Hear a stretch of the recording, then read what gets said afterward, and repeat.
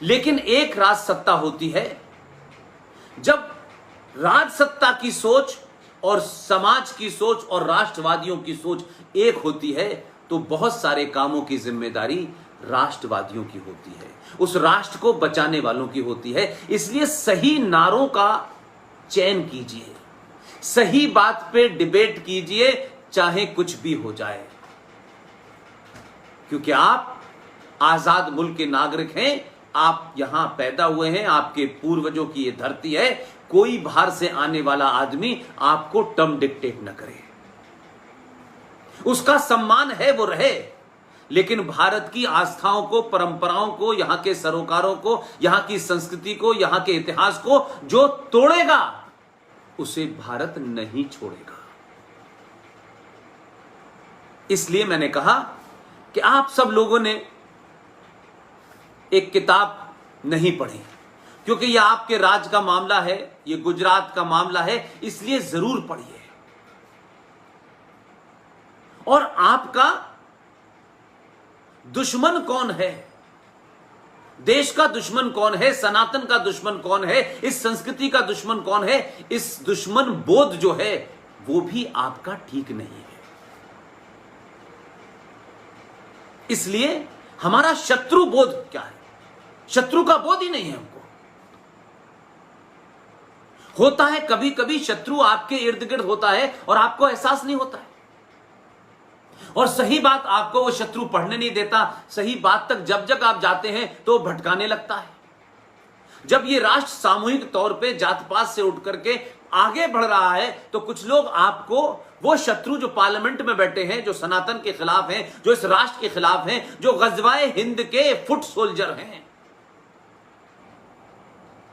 जो एक किसी छोड़ी हुई लेगेसी को पूरा करना चाहते हैं, जो खिलाफत को यहां स्थापित करना चाहते हैं, आपको पता ही नहीं चलता कि वो अपने एजेंडे में आपको कब किस तरीके से शामिल कर लेते हैं, और आप जाने अनजाने उस एजेंडे पे चले जाते हो, वही नारे लगाते हो। इसलिए आपने जब जब उन मुद्दों को उठाया तो लोग कहेंगे नहीं नहीं नहीं, इतिहास में नहीं जाना है भाई, अब क्या करना, वो तो इतिहास, वही इतिहास आज वर्तमान जो हो रहा है उसके पीछे वो इतिहास है, और जो आज हो रहा है वो कल तय करेगा। तो लोग अपने एजेंडे के लिए इतिहास का जिक्र करते हैं, और जब आप अपने एजेंडे के लिए इतिहास का जिक्र करते हैं तो कहते हैं आप इतिहास में क्यों जा रहे हैं, इतिहास में छोड़िए, ये हुआ वो हुआ। तो आपके झूठे नारे क्या थे? ये साझा संस्कृति। ये साझा संस्कृति कब थी?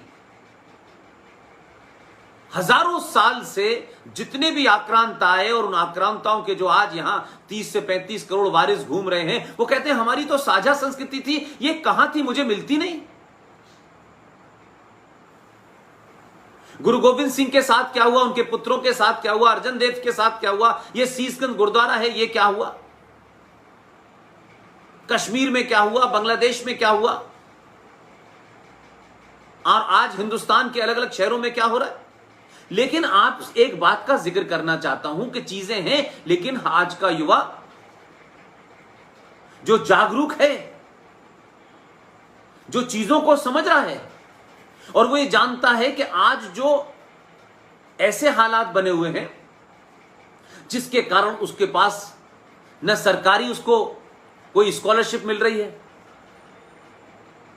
न उसको सुविधाएं मिल रही हैं, जो उसके मां बाप इस देश को टैक्स दे रहे हैं उन्हीं के बच्चे नहीं पढ़ पा रहे हैं। तो ये टैक्स का करोड़ों रुपया कहां जा रहा है, और जो अपॉर्चुनिटीज उस युवा के लिए थी वो किसी और के पास क्यों जा रही हैं, क्या कारण है, किस तरीके से उनको दी जा रही है, और क्यों दी जा रही है, ये उसको पता ही नहीं चल रहा। इसलिए ये साझा संस्कृति की बात करने वाले लोग ये वही झूठे मक्कार हैं जो आज दहलवी और सलमान खुर्शीद जैसी मानसिकता वाले लोग आगे बढ़ रहे हैं। इसलिए केरला में एक जगह है मोपला। अब अगर इसकी जब भी चर्चा होगी तो लोग कहेंगे ये आरएसएस का झूठ है, ये उनकी किताबें ऐसे कहती हैं, ऐसा तो नहीं हुआ था। और ये वो आदमी कह रहा है जो आप ही की उम्र का है। आप भी मोपला नहीं गए, वो भी मोपला नहीं गया, लेकिन वो मोपला की सच्चाई जब जब आप उठाएंगे वो कहेगा ऐसा नहीं हुआ था जैसे वो वहां मौजूद था।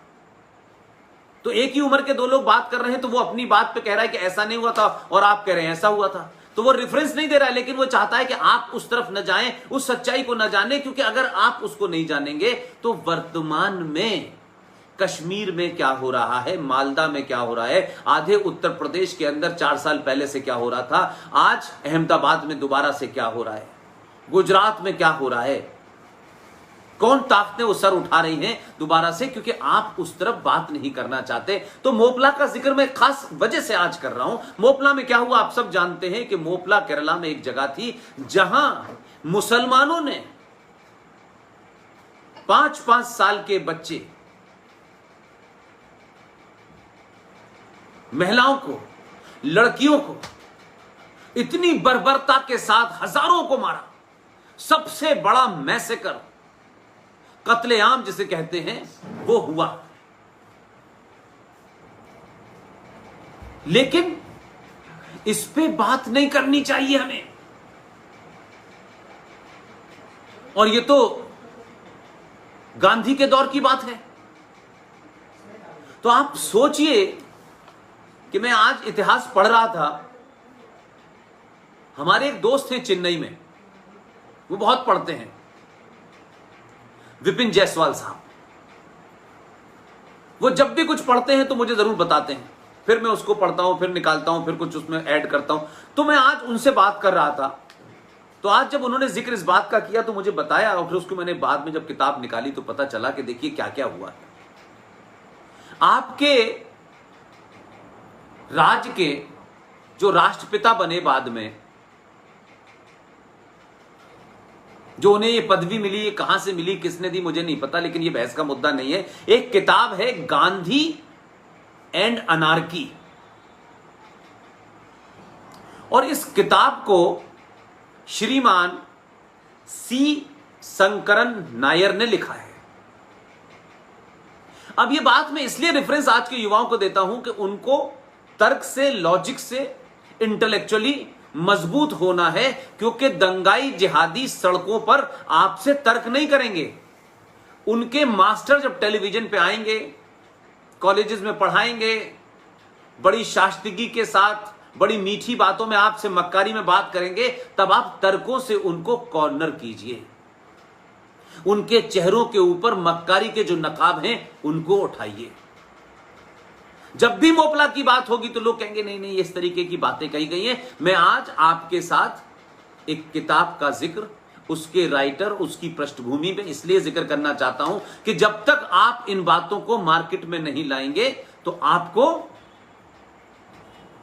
राष्ट्र को नहीं बचा पाएंगे। गांधी एंड अनार्की नाम की एक किताब है, आप गूगल में ढूंढिएगा। आज के युवाओं के लिए बड़ी फास्ट इंफॉर्मेशन है, कम्युनिकेशन का दौर है, हमारे दौर में तो नहीं थी भाई। और इस किताब के लिखने वाले का नाम मैंने आपको बताया, जनाब सी शंकरन नायर हैं। और ये कौन थे? ये शाखा में जानने वाले स्वयंसेवक नहीं थे, ये भारतीय राष्ट्रीय कांग्रेस के 1897 में अध्यक्ष रहे। ये वही राष्ट्रीय कांग्रेस है जिसकी स्थापना एक अंग्रेज सिविल सर्वेंट ने रखी थी, जिसका नाम था A.O. ह्यूम। कमाल के थे, अंग्रेजों से भारत को आजाद कराने के लिए एक पार्टी की नींव रखी गई, उसकी नींव भी एक अंग्रेज ने रखी। उसी भारतीय राष्ट्रीय कांग्रेस के अध्यक्ष थे जनाब सी शंकरन नायर 1897 में। इन्होंने मोपला के बारे में जो किताब लिखी है, उस किताब का नाम है गांधी एंड अनार्की। उसमें यह जिक्र आया है। अब सी शंकरन नायर के ऊपर तो यह आरोप नहीं लग सकता कि इनका कोई आरएसएस से संबंध था, लेकिन जो भी सच बोलता है, चाहे वो तिलक हो, चाहे सावरकर हो, चाहे सरदार पटेल हो, चाहे सुभाष चंद्र बोस हो, जो भी ऐसे लोग हैं उन्हें कहते हैं ये कांग्रेस के अंदर बड़े एक्सट्रीमिस्ट लोग थे। उनके लिए एक नया टर्म निकाला है, गरम लोग थे ये। लेकिन सी शंकरन नायर ने इस किताब में लिखा है कि मोपला में मुसलमानों ने उस बर्बरता, उस निर्दयता के साथ जो कत्लेआम हिंदू बच्चों का, लड़कियों का, औरतों का किया है, मास रेप किए गए हैं, उस पे कई किताबें आई हैं। उन्होंने कहा उस बर्बरता को बयान करने के लिए आज भी शब्द कम पड़ते हैं।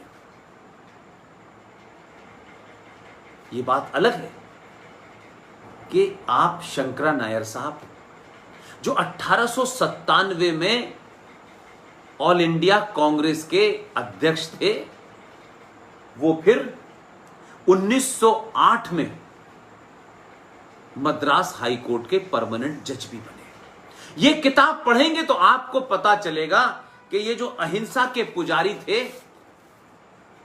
ये क्या क्या कह के गए हैं।